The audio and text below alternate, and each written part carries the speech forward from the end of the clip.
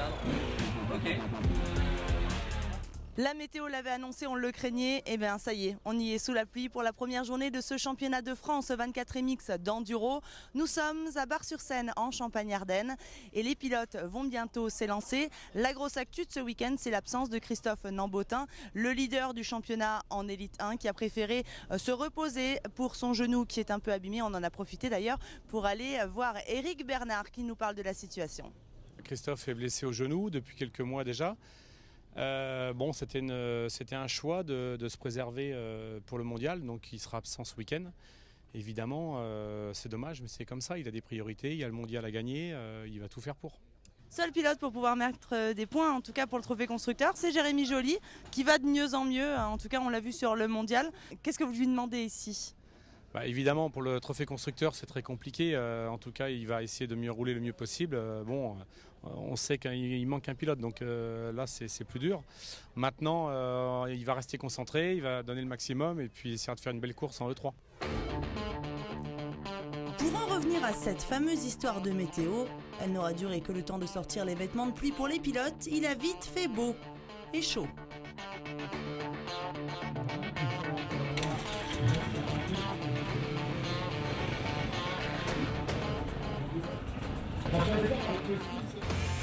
Sans transition, on enchaîne avec la compétition et commence par les juniors.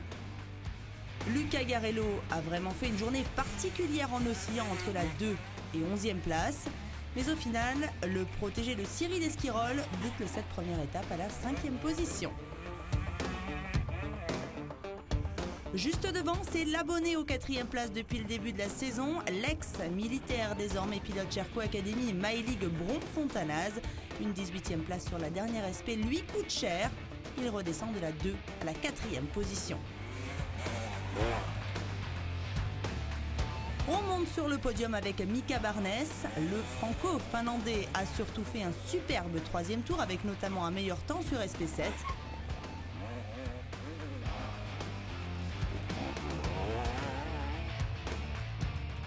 Théo Bazère qui a dû se battre pour accrocher sa 2e place. Il se réveille à mi-journée après une entame moyenne. Il réalise les meilleurs temps sur SP5, 6, 7 et 9. Enfin, le patron, le champion de France en titre, Jérémy Carpentier, remporte cette première journée avec 28 secondes d'avance sur Bazère. Il a notamment creusé l'écart de bon matin avec 4 meilleurs temps. Après, ça c'est compliqué pour lui. Qu'est-ce qu'il a dit le patron, Michel? On le connaît, on sait. Il a dit qu'on avait très très bien commencé la journée et qu'après, il fallait éviter de faire trop d'erreurs comme ça. Il va râler ce soir? Non, quand même pas. Parce que c'est une victoire.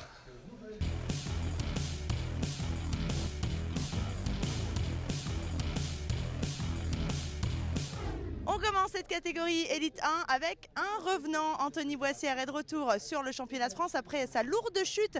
C'était en décembre dernier, il s'était fait très mal au dos. Anthony, vous êtes reparti sur la compétition le week-end dernier en Grèce avec des bons résultats. Alors j'imagine qu'ici vous êtes remonté à bloc. Oui, j'ai bien recommencé. Toujours pas à 100% parce que bon, la fracture du dos m'a duré beaucoup de temps. Donc voilà, mais c'est bien, j'ai déjà fini mes 2 journées et je suis content. Nambotin n'est pas là ce week-end, l'objectif c'est clairement de monter sur le podium, voire gagner, pourquoi pas? Oui, bien sûr, après si c'est possible je le ferai. Maintenant je vais quand même garder une marge de manœuvre parce que je ne suis pas prêt à 100% et je ne veux pas aller retomber maintenant, c'est peut-être pas le moment. Donc je vais faire le maximum en restant dans mes capacités pour l'instant. La peur n'évite pas le danger et on sait très bien que quand on est dans un faux rythme, on peut vite aller à la faute et se faire mal sur pas grand-chose. Oui, exactement, c'est sûr, mais le problème c'est que mon rythme à 100%, je ne peux pas l'avoir pour l'instant parce que je ne suis pas du tout préparé. Et donc je vais rouler au maximum de ce que je peux faire sans aller prendre d'énormes risques. Mais déjà, ça devrait pas trop mal aller. Julien Gauthier est passé sur plus petit en cylindré, ça se voit d'ailleurs. Mais bon, c'est pas si petit que ça, Julien. Le 2,5 WRF avec le team Yamaha B2R. C'est vrai que changement radical, on va dire, parce que l'année dernière, j'étais dans un team usine, on va dire, pratiquement. Donc voilà, après une blessure, on va dire que j'ai pas été reconduit. Donc après, il a fallu que je me retourne un peu vers d'autres marques. Et c'est vrai que Yamaha m'a un peu accueilli les bras ouverts. Bon, maintenant je suis pilote privé. Heureusement que y a mes parents, il y a mon père qui vient me faire l'assistance. Donc je retrouve un peu le cocon familial. Et pour le moment, je vais dire que ça me réussit plutôt bien, quoi. Nambotin n'est pas là. Bourgeois, s'il fait comme le week-end dernier, un coup bien, un coup pas trop bien, hein, comme il a fait en Grèce, j'imagine que vous allez vouloir aller le titiller. Il y a de l'herbe un peu ici? Oui, il y a un peu d'herbe, il y a une belle ligne aussi que j'apprécie plutôt bien. Donc non, je pense que ça va être une bonne journée demain avec Marco. Il y a Anthony aussi qui est revenu, Boissière, il y a Fortunato. Donc non, il y a une pole. On va dire que sans Nambot devant, du coup la place pour la gagne va être un peu plus serrée et je compte bien être sur la première marche. Et on commence avec l'ex-officiel gaz-gaz Loïc Minaudier qui roule désormais sous les couleurs MAH. Il termine 5e de cette première journée grâce à une belle régularité, mais il est toutefois assez loin de ses concurrents. À commencer par Benoît Fortunato, le Marseillais termine encore 4e après les mêmes résultats à Privas sur la première manche.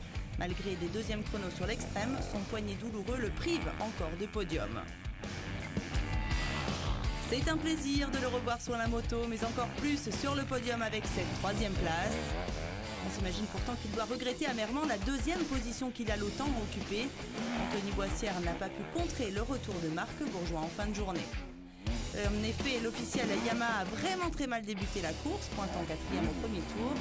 Il a vraiment dû puiser dans ses ressources pour finir 2e, même s'il était favori.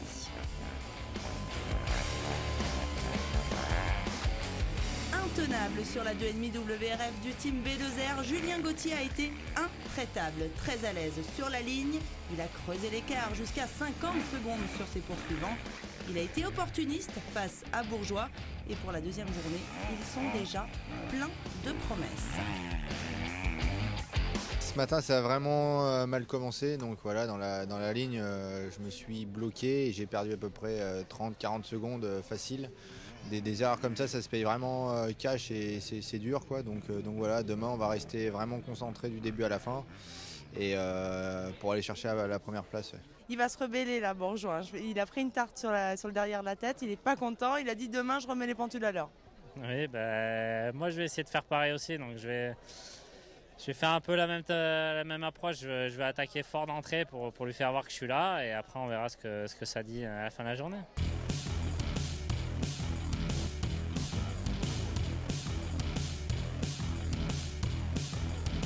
On l'a mis assis parce qu'il est certainement un petit peu fatigué de son Grand Prix de Grèce. Le patron est de retour. Il a fait double victoire pour son Grand Prix. C'est la première fois cette année, Pela, que vous gagnez la catégorie de week-end. Ouais, cette année c'est le premier Grand Prix que j'ai gagné. Enfin, du coup 2 journées d'un coup, donc ça fait du bien. Le début de saison est un petit peu compliqué avec quelques blessures. Enfin. Voilà, c'est jamais facile, même si je me battais devant. Et là, c'est vrai que ça fait vraiment du bien. En plus, pour le championnat, c'est très bon parce que je reprends des points au leader. On parle du mondial, c'est bien, mais on est quand même sur la 2e épreuve du championnat de France. L'occasion pour vous peut-être de peaufiner 2-3 réglages. Ouais, essayer de continuer sur la même dynamique. Même si le championnat de France, c'est pas le mondial, c'est jamais facile. Loïc a très bien roulé à la première épreuve. Voilà, il est là. Donc forcément, le but, ça va être de me battre. Et moi, c'est de conserver mon titre. Donc il va y avoir de la bagarre. Je ne sais pas s'il va faire trembler Pela, mais en tout cas, Pela s'en méfie sur au moins quelques spéciales. Et j'imagine que ça, c'est flatteur, Loïc. Ouais, c'est sûr, venant de Pela qui se bat pour le titre mondial cette année encore en E2. C'est plutôt bien qu'il pense que je suis là, quoi. Donc c'est vrai que sur le premier tour, quand ça va être vierge, la moto m'aide pas mal dans ces conditions. Donc j'espère bien justement répondre présent dès le premier tour pour essayer de l'inquiéter par la suite, qu'il ne se repose pas trop quand même. Côté course, chez les mid-size, on commence avec la mauvaise nouvelle du jour, la blessure de Romain Boucardet alors qu'il jouait le podium. Le pilote TM s'est blessé à la main, mais nous n'avons pas de certitude sur la gravité. Kevin Panis, le truculent pilote Sherco Academy, assez mal engagé avec une grosse erreur dans l'extrême où il a dû s'y prendre à 2 fois pour réussir la grande montée. Il s'est bien repris par la suite et termine 5e.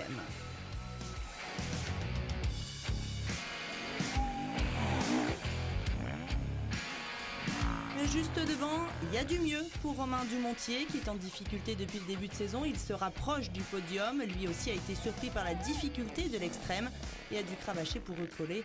Mais c'est insuffisant pour avoir Nicolas Deparoy. Le pilote Atomic Moto monte à nouveau sur la 3e marche du podium après celle de Priva.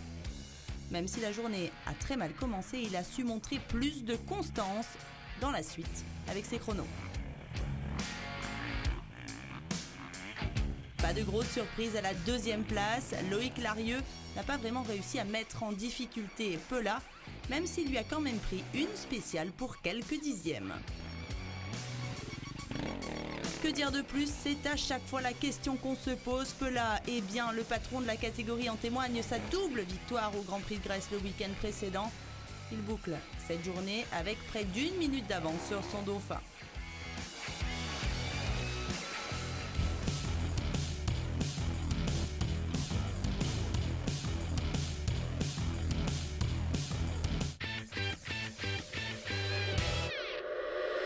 On commence cette catégorie E3 avec le champion de France en titre Antoine Basset. La saison ne se passe pas comme il l'aurait voulu. Gaz a mis fin à votre contrat international. Expliquez-nous un petit peu votre situation actuelle. En fait, Gaz a mis fin à mon contrat parce qu'ils sont plus ou moins. Maintenant, il y a un mandataire judiciaire en fait qui est rentré dans Gaz puisqu'ils sont plus ou moins en faillite. Et du coup, je suis là au championnat de France aux couleurs de la CIMA qui est l'ancien importateur Gaz. Enfin, toujours d'actualité, mais comme il n'y a plus trop de Gaz, c'est un peu bizarre. Après, on a mis les motos sur la course aux couleurs de MASH, qui est une marque de moto créée par la CIMA. Et pour jouer leur jeu jusqu'à la fin, ils vont nous faire finir tout le championnat de France avec des motos stick MASH pour leur faire de la pub. Et puis ils jouent le jeu à fond avec nous. Donc, C'est sympa de pouvoir encore compter sur des gens dans des périodes pareilles. Ouais, non, c'est sûr que ça aurait été très simple pour eux de dire que l'usine fermait plus ou moins. Et que du coup, pour nous, ça s'arrêtait tout là. Après, ils ont été vraiment sympas. Honnête, ils voulaient aller au bout de leur contrat à eux, au niveau de la CIMA, et c'est vraiment sympa, et de compter sur des gens comme ça, c'est top. Côté course, chez les grosses cylindrées, Pierre Vissac termine au 5e rang malgré une première extrême ratée. Antoine Basset de son côté ne semble pas encore à son niveau. 3e à mi-journée, il paie cher ses erreurs dans la ligne piégeuse au 3e passage où il ne signe que le 8e temps. Le champion de France en titre termine 4e. On grimpe sur le podium avec le seul représentant KTM de cette manche champenoise. Jérémy Joly monte en puissance tout au long de la journée et prend même 2 fois le meilleur temps sur le dernier tour. Ses erreurs sur la toute dernière spéciale ne lui ont pas trop porté préjudice puisqu'il ne perd pas de place. Sur la 2e marche, celui qui s'est senti comme à la maison sur ses spéciales très typées classiques. Impressionnant Albepard, c'est lui qui menait la course quand il est arrivé sur la dernière spéciale avec 2 secondes et demie d'avance sur Bellino. Mais sur cette extrême, plus avantageuse pour les ex-crossmen comme le pilote Husqvarna. Un conflit de génération entre ces deux-là, 2 écoles différentes mais qui ont largement animé la course des E3. Et c'est Bellino qui a gagné.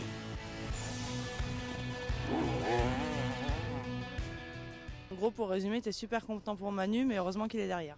Exactement. Je l'ai même félicité à l'arrivée en lui disant presque ça m'embête de l'avoir battu dans la dernière spéciale parce que je l'aime bien Manu, il a bien roulé, ça me fait plaisir pour lui, mais bon, j'ai des points à marquer. Et... Je suis quand même assez fier de moi parce que c'est Mathias, quoi. C'est vrai qu'en ce moment il gagne un peu tout, donc, mais ça m'aurait vraiment fait plaisir quand même.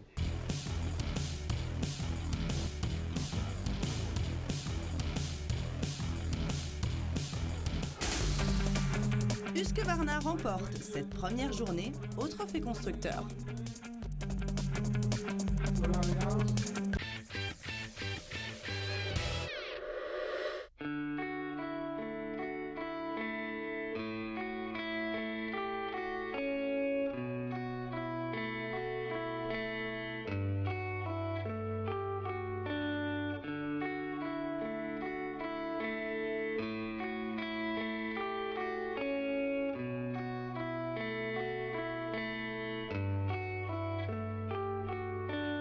Deuxième journée de compétition ici à Bar-sur-Seine. Alors on s'imagine plusieurs scénarios. Il y a ceux qui vont vouloir confirmer. Je pense à Manuel Bepard qui a peut-être essayé d'aller chercher la victoire sur Mathias Bellino. Ça lui a échappé de peu sur la première journée. Et puis Marc Bourgeois, alors lui c'est sûr, il va essayer de tout faire pour gagner. Il n'a pas apprécié ce qui s'est passé hier. Et puis évidemment, Pela, alors lui, qu'est-ce qui pourrait lui arriver? Eh bien, on va voir ça tout de suite. Mais avant de passer à la compétition, nous sommes allés prendre un petit peu des nouvelles du team TM Racing avec le boss Fred Di Giambattista. L'entame du week-end n'est pas à la hauteur de nos attentes, clairement, pour les 3 pilotes. Donc on espère que la deuxième journée nous apportera notre lot de satisfaction. On va parler de Romain qui s'est fait mal. Pour le moment, un diagnostic qui n'est absolument pas certain. Exactement. Pour l'instant, on sait simplement que week-end blanc à Bar-sur-Seine pour Romain. Et on espère qu'il ne va pas être écarté des circuits trop longtemps parce que c'est l'ancien de l'équipe, donc c'est un petit peu le papa. Et puis il a tissé des liens avec tout le monde et ça affecte tout le monde quand un pilote est blessé. Et ça perturbe un petit peu l'équilibre de l'équipe, staff, autres pilotes, etc. On est un peu bancal. Alors la philosophie de cette équipe a toujours été d'essayer de faire émerger des pilotes et Quentin est l'illustration parfaite de ce qu'on aime faire, c'est-à-dire façonner un pilote, lui apprendre la discipline et essayer de l'amener au plus haut niveau dans la mesure de nos possibilités, de nos moyens et de leurs ambitions. Maintenant, signer un top, ça voudrait dire n'avoir qu'un seul pilote sur qui concentrer tout le budget. Et ça n'a jamais été dans mes pratiques, dans la mesure où ce pilote se blesse ou il y a un problème, on n'est plus représenté. Et c'est pas comme ça que je conçois les choses. Avant de passer aux juniors, zoom sur les espoirs avec la double victoire de Valérien en Debeaux en Champagne-Ardenne. Il est leader du championnat devant Xavier Flick et Hugo Blanjou. Chez les filles, carton plein également pour Ludivine Puy qui conforte son avance au championnat devant Blandine Dufresne et Juliette Bérez.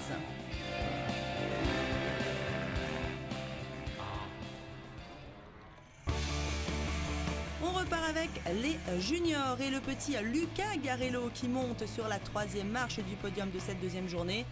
Tout jeune dans la catégorie, il s'est même payé le luxe de mener des débats dans le premier tour avant d'être repris par les 2 meilleurs ennemis de la catégorie. C'est un excellent résultat pour lui. Devant, ça allait très vite. Entre Jérém et Théo qui se font une bonne bagarre. Mais bon, je suis content. Premier podium en junior. Le travail d'Estiver paye. Théo Bazerque, quant à lui, a été leader dans le 2e tour. Mais malgré plus de rythme et 2 meilleurs temps sur la fin de journée, ça n'a pas été suffisant pour contrer Jérémy Carpentier. Le poulain de Michel Merel a vraiment dû attaquer très fort pour combler le retard qu'il avait accumulé sur la première ligne de Bon Matin. Il réalise le doublé de justesse avec moins d'1 seconde d'avance sur Bazerque.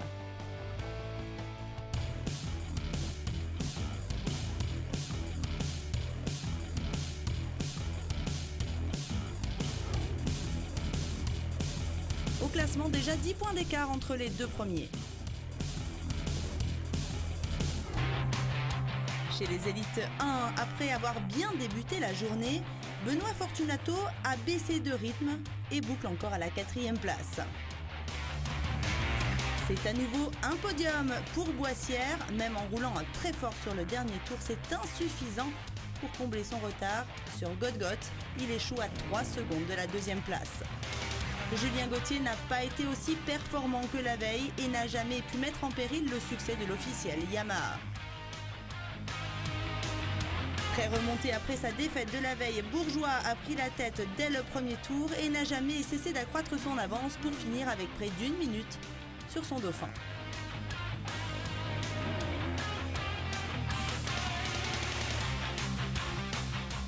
Je sais que j'ai la vitesse, j'arrive à être constant sur une journée. Maintenant, voilà, il va falloir essayer de faire sur les 2 jours pour être vraiment solide et bagarrer devant. Voilà, j'ai les capacités.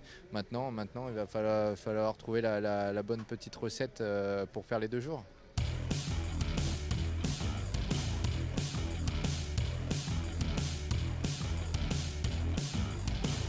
Et avec l'absence de Nambotin, Bourgeois prend la tête du championnat E1.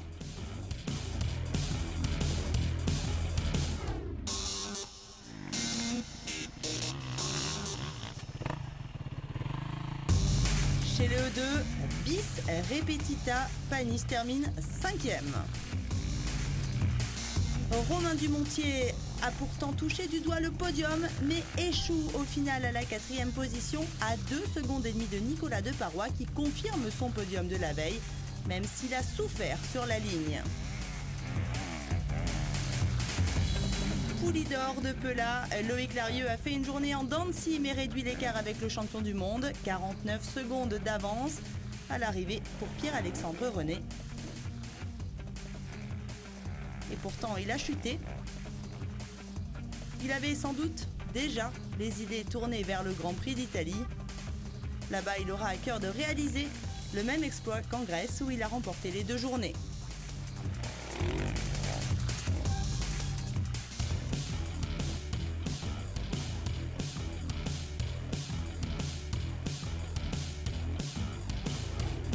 Au championnat, Pela est bien parti pour un grand chelem avec déjà 4 sur 4.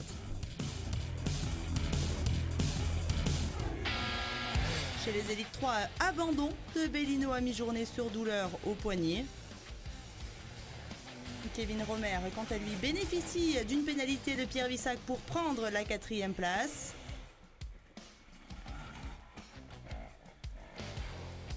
Antoine Basset retrouve le chemin du podium.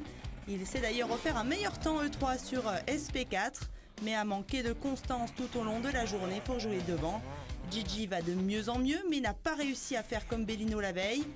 Quand il arrive sur la dernière SP avec 1 seconde et demie de retard sur Emmanuel Albepard, il termine 2e.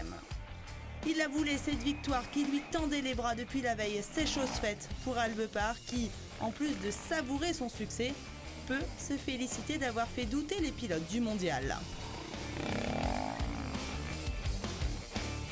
Ils font tous le mondial, moi je fais que les classiques. Donc bon, ils disent que j'ai pas le rythme du... Surtout, ce qui fait vraiment plaisir, c'est de gagner le 2e jour. Parce que d'habitude, je suis performant le 1er jour.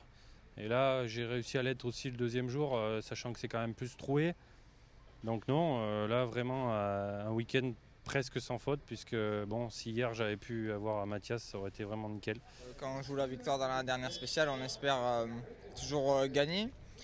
J'ai bien roulé, je vais regarder un peu au-delà de ça. Je progresse à toutes les courses, toutes les spéciales, je suis un peu plus performant. J'ai gagné pas mal de spéciales ce week-end, je me suis vraiment bagarré aux avant-postes et je vais retenir le positif, c'est que je suis de retour dans le haut du classement pour bagarrer pour la victoire.